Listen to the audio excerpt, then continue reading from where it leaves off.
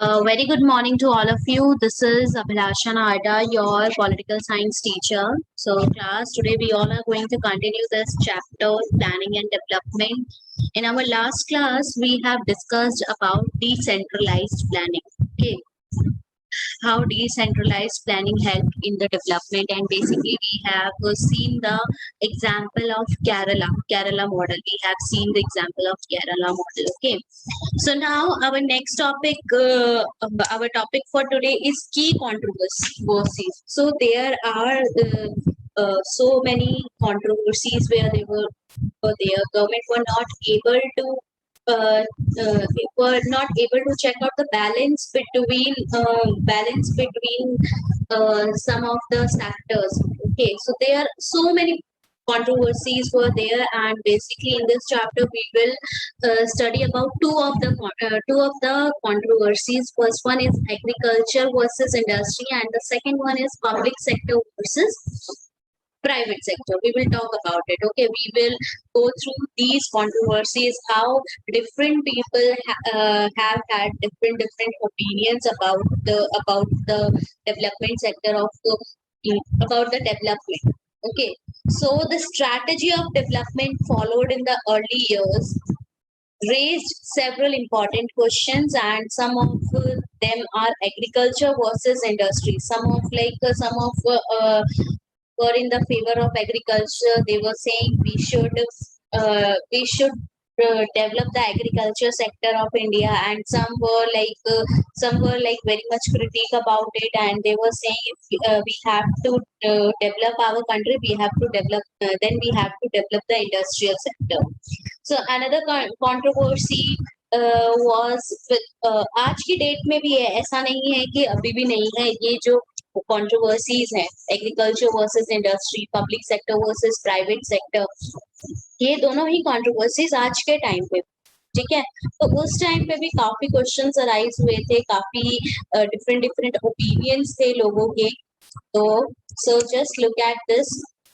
First one is agriculture versus industry, ठीक है। We have seen that in the first 5 year plan our government adopted the government had planning for the agriculture sector, development of agriculture sector, and in the second 5 year plan, government were giving more focus on the industrial sector. So different people have different opinions about this agriculture and industry. So like which one like everybody was saying which one should attract public resources in backward economy like of India, ठीक है, कि अब agriculture को हमें support करना चाहिए कि industry को सपोर्ट करना चाहिए। तो अलग अलग लोगों के अलग अलग ओपिनियंस थे। So first of all look at we have to the supporters of agriculture sector, some viewpoints of the persons who were supporting agriculture sector. Okay, so many thought that the second plan lacked an agrarian strategy for development, and the emphasis on industry caused agriculture and rural India to suffer. So many people were thinking कि ये जो second plan है तो इसमें तो सारा ही heavy industries पे focus कर दिया गया है। agrarian strategy जो है, agrarian agriculture sector को develop करने के लिए तो कोई ऐसी strategy लेकर नहीं आई है। agrarian strategy for development ये totally lack कर रहा है second plan में। तो और अगर हम एग्रीकल्चर सेक्टर में फोकस नहीं करेंगे तो इंडिया बहुत ज्यादा सफर करेगा, and specially the rural India, and 80% of population were living in rural India, and they were like they were rely on like agriculture sector for their earnings, for their livelihood, right? तो उन लोगों का बोलना था कि अब ये agrarian society पे, स्ट्रैटेजी ऑफ एग्रेरियन सोसाइटी पे या फिर एग्रीकल्चर सेक्टर पे तो गवर्नमेंट बिल्कुल प्लान ही नहीं कर रही है सेकंड प्लान की, और इससे तो इंडिया बहुत ज्यादा सफर करेगा। ठीक है, बहुत लोगों का ये मानना था। फिर देन एक Gandhian economist like J C Kumarappa proposed an alternative blueprint that put greater emphasis on rural industrialization. So before understanding uh, this we should have to know about this JC Kumarappa. Was JC Kumarappa? JC Kumarappa, he was an Indian economist. His original name was JC Cornelius. ठीक है, Joseph Chalibur Cornelius, JC Cornelius, or he is famously known as JC Kumarappa. He was an economist, chartered accountant, and he studied in England and USA. He was the follower of Mahatma Gandhi. ठीक है, Gandhian principles पे बहुत ज्यादा influence थे वो, and he tried to apply Gandhian principles to economic policies. बहुत सी जो इकोनॉमिक पॉलिसीज जो बन रही थी उसमें गांधीयन प्रिंसिपल्स को, एंड गांधी जी का जो प्रिंसिपल था, मेन प्रिंसिपल जो था, रूरल इंडिया को डेवलप करने के लिए था, एंड रूरल इंडिया के लिए लोकल लेवल पे डेवलपमेंट पे फोकस था इनका। गांधी जी का भी लोकल लेवल पे डेवलपमेंट के लिए बहुत फोकस था। सेम इनका जो था, गांधीयन प्रिंसिपल्स को ही वो इकोनॉमिक पॉलिसीज में अप्लाई करने की कोशिश करते थे। ही was the author of economy of permanence. Economy of permanence was the book written by him, and in this he wrote about rural self empowerment। rural self empowerment के बारे में उन्होंने काफी कुछ मेंशन किया है इस बुक में। He participated in planning process as member of the planning commission। ठीक है, planning commission as a member he participated in the process of planning commission, JC Kumarappa। Okay, so he was JC Kumarappa, and he was the Gandhian economist, and he proposed an alternative। He was saying that we should focus on rural industrialization। ठीक है, कि rural industrialisation पे focus करते हैं, ना कि urban industrialisation पे। Urban industrialisation होगा तो अर्बन पॉपुलेशन काफी डेवलप होंगे, रूरल जो पॉपुलेशन है उनका डेवलपमेंट नहीं हो पाएगा। तो he was emphasizing on rural industrialization और बोल रहा, and he was saying कि हमें फोकस जो है रूरल इंडस्ट्रियलाइजेशन पे, प्लस फिर जो रॉ मटेरियल्स जो है वो एग्रीकल्चर बेस्ड लेने चाहिए, या फिर ऐसे लेने चाहिए जो रूरल एरियाज है वहां पे इजीली अवेलेबल हो जाए, तो जिससे कि पॉवर्टी भी एलिवेट करने में ये बहुत ज्यादा हेल्पफुल होगा, और पॉपुलेशन भी जो है एजुकेट भी होगी, और उनकी जो इकोनॉमी है डेवलप भी होगी, रूरल इकोनॉमी भी डेवलप होगी काफी। तो it was his view point, JC Kumarappa का व्यू पॉइंट था। Now second one is Chaudhary Charan Singh. Chaudhary Charan Singh कौन थे? आपने क्लास 9th में चौधरी चरण सिंह एक चैप्टर था आपका, कॉन्स्टिट्यूशनल डिजाइन। ठीक है, electoral, I think chapter number electoral competition या कुछ ऐसे, पॉलिटिक्स, या उसमें अपने चौधरी चरण सिंह का एक एग्जाम्पल था कि कैसे चौधरी चरण सिंह एक इलेक्शन में जाते हैं और उन्होंने काफी कुछ इम्प्रूव कर दिया होता है। एक छोटा सा एग्जाम्पल था, अपने अर्लियर क्लासेस में आपने पढ़ा है। तो who was Chaudhary Charan Singh? He was the 5th prime minister of India, and he is known as champion of Indian peasants. Champion of Indian peasants के नेम से इनको जाना जाता है। So he was a Congress leader who later broke from the party to form भारतीय लोकदल। ठीक है, Congress leader थे, फिर जैसे जैसे आपका वन पार्टी डोमिनेंस खत्म होने लगा, तो इनका भी जो है 1960s में आते आते जो है ये भी उन्होंने अपनी एक सेपरेट पार्टी बना ली, भारतीय लोकदल, जिनका जो मेन लोगो या जो मेन मोटिव था वो था पीजेंट्स डेवलपमेंट। ठीक है, पीजेंट डेवलपमेंट का इनका मेन मोटो था, भारतीय Lokdal. forcefully articulated the case for keeping agriculture at the center of planning for India। So he forcefully, like उन्होंने एग्रीकल्चर को सेंटर में रखते हुए बोला कि हमारी जो प्लानिंग होनी चाहिए वो एग्रीकल्चर के बेस पे होनी चाहिए। एग्रीकल्चर का डेवलपमेंट हमारे कंट्री के लिए बहुत जरूरी है, और एग्रीकल्चर का डेवलपमेंट होगा तो इसके साथ साथ में हमारे कंट्री में और क्या होगा, हमारी कंट्री की जो पॉवर्टी है वो भी एलिवेट हो जाएगी। तो we should focus on agriculture. तो he tried.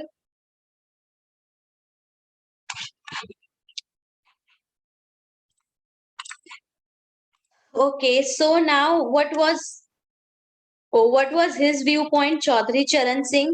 He said that the planning was leading to creation of prosperity in urban and industrial section at the expense of the farmers and rural population. Now he was saying if we focus on industrialization, तो इससे जो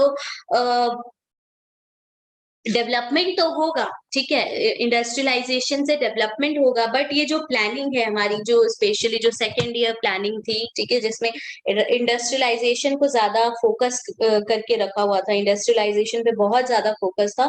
तो he was saying कि planning होगी, but at what cost, at the cost of at the cost of like rural section, कि rural section को वहां से क्या है रिमूव कर दिया जाएगा, ठीक है। अब हैवी इंडस्ट्रियलाइजेशन के लिए आप देख लो, जितने भी हैवी इंडस्ट्रीज है वो रूरल सेक्टर पे ही, रूरल सेक्शन में ही, रूरल सेक्टर पे, रूरल एरियाज में ही बनी हुई है। तो वहां से कहीं ना कहीं रूरल पॉपुलेशन का, फार्मर्स का डिसइंटीग्रेशन हुआ है। तो बोल रहे हैं कि it will lead to the prosperity, but at the cost of farmers and the rural population. तो they were the supporters of agriculture, ठीक है, इंडस्ट्रियलाइजेशन के अगेंस्ट में थे। So now who were the supporters of industrial sector? अब industrial sector का क्या मानना था? Some others thought that without a drastic increase in industrial production, there could be no escape from the cycle of poverty. After the partition of India, after the independence of India, the very main aim of India is to alleviate the poverty. And the supporters of industrial sector were saying, uh, if we do not increase our industrial production, it will like, और कोई तरीका नहीं है, there could be no way कि हम जो ये poverty का cycle है, एक जो vicious cycle है, उससे हम escape हो सके, बाहर निकल सके, ठीक है। Some were argued that Indian planning did have an agrarian strategy to boost the production of food grains. First 5 year plan जो बेस था पूरा एग्रीकल्चर सेक्टर को लेके था, उसी पे मेन फोकस किया जा रहा था। एंड दे वर सेइंग, हम चांस दिया था एग्रेरियन एग्रीकल्चर सेक्टर को एग्रेरियन स्ट्रैटेजी भी फॉलो की गई थी, जिससे कि फूड ग्रेन्स का प्रोडक्शन ज्यादा से ज्यादा हो, बट उसमें इतना सक्सेसफुल हम नहीं हो पाए। तो we have given the chance, ठीक है, planning commission have had given the chance to boost. तो अब इंडस्ट्रियल प्रोडक्शन को भी एक चांस मिलना चाहिए। तो some persons were like arguing about this. The state made laws for land reforms and distribution of resources among the poor in the villages. Even states ने क्या किया था, आपने सुना होगा, आपने अपने ग्रैंडफादर या ग्रेट ग्रैंडफादर से सुना होगा, या फिर मे बी स्टोरीज सुनी होगी, या आपकी खुद की भी स्टोरी हो सकती है, आपके एंसेस्टर्स की स्टोरी हो सकती है, कि जो लैंड थी, लैंड डिस्ट्रीब्यूशन के टाइम पे, लाइक मेरे एक फ्रेंड है, उन्होंने जस्ट फॉर 1 रुपी उन्होंने बहुत उनको ना दो कितने लाइक बहुत बड़े बड़े 2 या 3 प्लॉट्स मिले थे, जस्ट फॉर 1 और 2 रुपीज, ठीक है। तो ये जो लैंड रिफॉर्म्स लेकर आई, डिस्ट्रीब्यूशन, जो रिसोर्सेस का डिस्ट्रीब्यूशन था, कि ये जमींदारी सिस्टम हटाओ, और जमींदारी सिस्टम हटा के जो रूरल पॉपुलेशन है उनको लैंड डिस्ट्रीब्यूट करो, जिससे कि लैंड रिफॉर्म्स लेकर आई, जिससे कि वहां पे रूरल पॉपुलेशन एग्रीकल्चर कर सकती है, फार्मिंग कर सकती है, एंड उनकी उससे पॉवर्टी को एलिवेट कर सकते हैं। तो स्टेट ने ऐसे लॉज भी बनाए हैं लैंड डिस्ट्रीब्यूशन के, लैंड रिफॉर्म्स के, डिस्ट्रीब्यूशन ऑफ रिसोर्स के, जिससे कि पुअर्स जो है वो क्या कर सके, पुअर्स जो है पॉवर्टी के साइकिल से हट सके, और वो अपने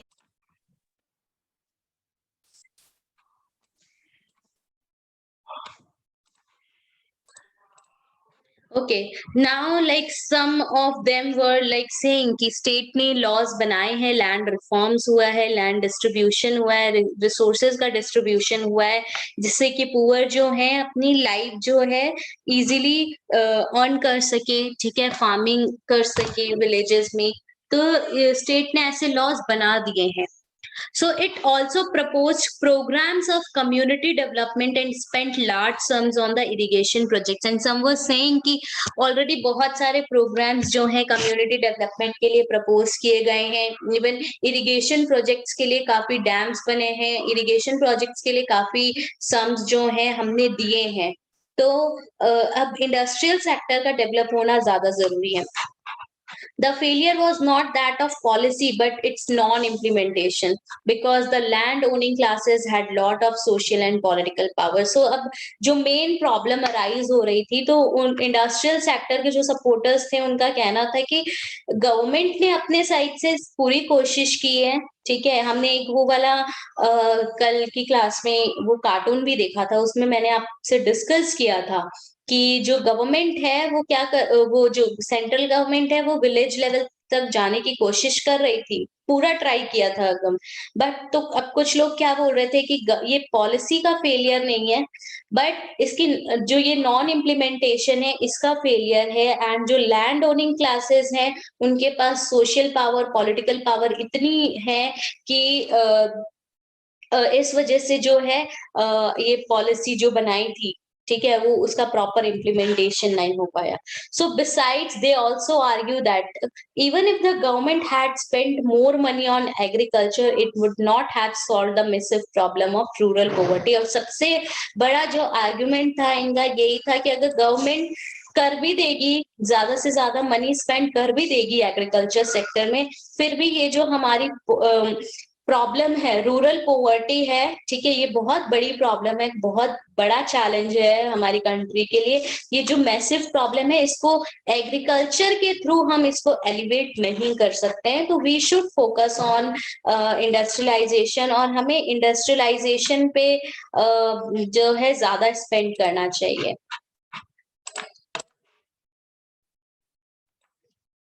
Okay, so now our next key controversy कौन सी थी? Public sector versus private sector. अब इंडियन इकोनॉमी के पास, ठीक है, आफ्टर इंडिपेंडेंस दो पाथ थे, या तो वो कैपिटलिस्ट मॉडल को चूज कर ले या सोशलिस्ट मॉडल, जो सोशलिस्ट मॉडल को चूज कर ले. कैपिटलिस्ट मॉडल में एंटायरली जो यूएसए और वेस्टर्न कंट्रीज अडॉप्ट कर रही थी, उसमें क्या था, development left entirely with private sector. कि कैपिटलिस्ट मॉडल को अगर आप फॉलो कर रहे हो तो जो डेवलपमेंट सेक्टर है वो फुली आप प्राइवेट सेक्टर के हैंड्स में दे दो, और डेवलपमेंट जो है प्राइवेट सेक्टर करेगी. एंड सोशलिस्ट मॉडल क्या था, development left entirely with public sector. की मतलब गवर्नमेंट सेक्टर जो है, गवर्नमेंट जो है उन्हीं के हाथों में फुली डेवलपमेंट जो है आपके दे दीजिए. तो इंडियन इकोनॉमी जो थी वो मिक्स्ड इकोनॉमी थी. Mixed economy means elements of both the capitalist model and socialist model were there. entirely ना ही socialist model को adopt किया था, ना ही capitalist model को. दोनों ही कुछ चीजें जो हैं capitalist model की उन्होंने adopt की, कुछ चीजें socialist model की adopt की. although socialist model के लिए की तरफ ज्यादा इन्फ्लुएंस थे, इंडियन इकोनॉमी जो थी ज्यादा इन्फ्लुएंस थी सोशलिस्ट मॉडल को लेके. बट फुली हमारी जो इंडियन इकोनॉमी है वो ना ही सोशलिस्ट मॉडल है ना ही कैपिटलिस्ट मॉडल है. That's why it is called as mixed economy, because both the elements of capitalist model and socialist model are there. Okay, so much of the agriculture, trade and industry were left in private hands. अब देखो capitalist model, जो अगर हमने capitalist model को adopt किया तो उसमें trade हो गया, एग्रीकल्चर और इंडस्ट्री जो है प्राइवेट हैंड्स में दे दिया. मींस हमने कैपिटलिस्ट मॉडल को यहाँ पे अडॉप्ट कर लिया. And the state controlled key heavy industries, provided industrial infrastructure, regulated trade and made some crucial intervention in agriculture. अब देखो स्टेट ने क्या किया, जो सोशलिस्ट मॉडल को अडॉप्ट करने की कोशिश की थी उसमें जितनी भी हैवी इंडस्ट्रीज हो गई, इंडस्ट्रियल इंफ्रास्ट्रक्चर हो गया, ट्रेड हो गया, ठीक है, रेगुलेटेड ट्रेड. अब ट्रेड उन्होंने प्राइवेट हैंड्स में दिया था, बट फुली नहीं दिया था। कुछ जगह पे ट्रेड में क्या कर दिया था, उन्होंने बोला कि फॉर एग्जाम्पल किसी कंट्री से कोई प्रोडक्ट आ रहा है, तो यहाँ पे इंडिया में क्या कर दिया, उस पे बैरियर लगा दिया, ट्रेड बैरियर लगा दिया या टैक्स लगा दिया, जिससे कि अगर कोई प्रोडक्ट आपका 100 रुपए का है और उस पे 100 रुपए का क्या कर दिया, टैक्स लगा दिया, और वो कितने में अब इंडिया में मिलेगा, 200 रुपए में मिलेगा। तब इससे क्या होगा, ट्रेड बैरियर लगा दिया तो ऑब्वियसली एक्सपेंसिव हो गई चीजें, तो लोग खरीदेंगे भी कम बाहर से, और सेल करने की भी कम कोशिश करेंगे, क्योंकि इतना एक्सपेंसिव प्रोडक्ट कोई भी लेना नहीं चाहेगा। तो जिससे क्या है, किस चीज में डेवलपमेंट होगी कि इंडियन प्रोडक्ट्स की जो है वो ज्यादा इंडियन प्रोडक्ट्स की तरह ज्यादा ज्यादा वो अट्रैक्ट होंगे, कि क्योंकि वो चीप होंगे। So the state controlled, state ने heavy industries, industrial product infrastructure हो गया, ट्रेड को रेगुलेट करने की कोशिश की थी, and made some crucial interventions. Even agriculture में भी वो इंटरवीन कर रही थी। ऑब्वियसली इससे भी प्रॉब्लम अराइज हो रही थी। अब काफी जो प्राइवेट सेक्टर था वो बोल रहा था कि जो मेन है, वो मेन इंडस्ट्रीज हैं, वो तो स्टेट ने अपने पास ही ले ली है, तो इससे डेवलपमेंट कैसे होगा, हम तो डेवलपमेंट कर ही नहीं पाएंगे। तो ये भी एक की कंट्रोवर्सीज थे। कुछ सपोर्टर्स थे आपके, जैसे आपके पब्लिक सेक्टर के, कुछ सपोर्टर्स थे आपके प्राइवेट सेक्टर के, ठीक है। तो now just look at this caricature here. Now what is happening here, Jawaharlal Nehru is trying to balance between the private sector and the public sector. Just look at this person is showing the private sector, and these like यहाँ पे जो है public central के जो central ministers हैं, लाल बहादुर शास्त्री हैं, अजित प्रसाद जैन हैं, Kailash Nath Katju, Jagjivan Ram, TT Krishnamachari, स्वर्ण सिंह, गुलजार लाल नंदा एंड बीवी केशकर, ठीक है। ये मेन सेंट्रल के आपके सेंट्रल मिनिस्टर्स हैं। Jawaharlal Nehru, what he is trying to do here, he was trying to balance between the private sector and the public sector, ठीक है, बैलेंस करने की कोशिश कर रहा है। ये देखो, just look at this imagination of the caricature की कैसे रिप्रेजेंट किया है उन्होंने इस चीज को, ठीक है। तो अब इससे क्या हुआ, बैलेंस करने की कोशिश कर रहे थे जवाहरलाल नेहरू, पर फिर भी बहुत से क्रिटिक्स हैं। Some were the critics of public sector, some were the critics of private sector. तो जो पब्लिक सेक्टर के क्रिटिक्स थे, उनका क्या कहना था, they argued that the planners refuse to provide the private sector with enough space and the stimulus grow. कि अब वो बोल रहे थे कि जो प्लानर्स हैं वो प्राइवेट सेक्टर को एक इनफ, आपने बोल दिया कि हाँ आप ये काम करो, बट उनको कोई है ना, उनके हाथ बांध दिए, तो वो कैसे करेंगे ना। तो बोले कि प्राइवेट जो प्लानर्स हैं वो प्राइवेट सेक्टर को एक इनफ स्पेस नहीं दे रहे हैं, जिससे कि वो ग्रो कर सके, वो डेवलप कर सके। And the enlarged public sector produced powerful vested interests that created enough hurdles for private capital, especially by way of installing systems of license and permits for investments. अब पब्लिक सेक्टर ने क्या है, जितनी भी powerful industries थी, heavy industries, वो अपने under ले ली, ठीक है। इवन अब प्राइवेट सेक्टर्स को भी, प्राइवेट कैपिटल अगर कोई इन्वेस्ट भी करना चाहता था ना, तो उससे पहले वो सोचता था, क्यों, क्योंकि काफी लाइसेंस उनको गवर्नमेंट से लेने पड़ते थे, परमिट्स लेने पड़ते थे कि हम ये इन्वेस्टमेंट कर सकते हैं क्या। तो एक ये हर्डल बोल सकते हो कि बहुत बड़ा हर्डल था, चैलेंज था प्राइवेट सेक्टर के लिए। तो ये कुछ पब्लिक सेक्टर के जो क्रिटिक्स थे वो ऐसा बोल रहे थे। Moreover, the state's policy to restrict import of goods that could be produced in the domestic market with little or no competition left the private sector with no incentive to improve their products and make them cheaper.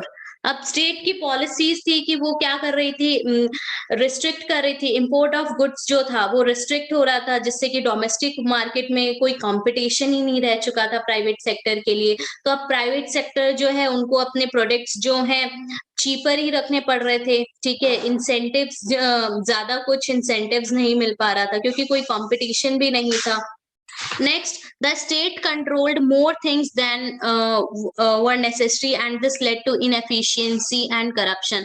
और state जो है जरूरत से ज्यादा चीजों को क्या कर रही थी, अपने ही कंट्रोल में, बेसिकली मोस्टली जितनी भी चीजें थी वो अपने कंट्रोल में रख रही थी, जिससे कि वो इनएफिशिएंटली हमारा जो सेक्टर है, हमारा जो कंट्री का डेवलपमेंट है, वो इनएफिशिएंट डेवलपमेंट बोलेंगे, ठीक है।